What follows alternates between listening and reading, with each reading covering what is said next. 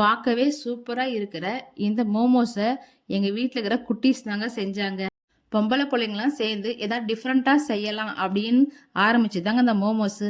இதை செய்யும் போதே ஆம்பளை பிள்ளைங்களும் நாங்களும் ஹெல்ப் பண்ணுறோன்னு சொல்லிட்டு காய் கட் பண்ணுறது, மாவு பசிறது எல்லா ஹெல்ப்பும் பண்ணாங்க.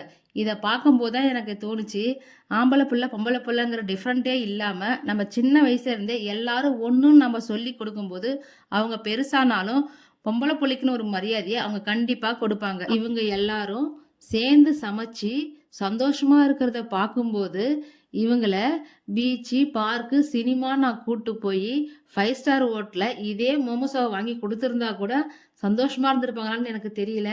இந்த மாதிரி ஒன்றா எல்லாரும் சேர்ந்து இருக்கும்போது இருக்கிற சந்தோஷம் அதுக்கு ஈடு கிடையாதுங்க. இது உண்மை. ஒரு வழியாக இவங்க செஞ்சு முடித்த மோமோஸ் எடுத்து பார்க்கும்போது ஷேப் கொஞ்சம் அப்படி இப்படி இருந்தாலும் டேஸ்ட்டு உண்மையாகவே நல்லா இருந்ததுங்க.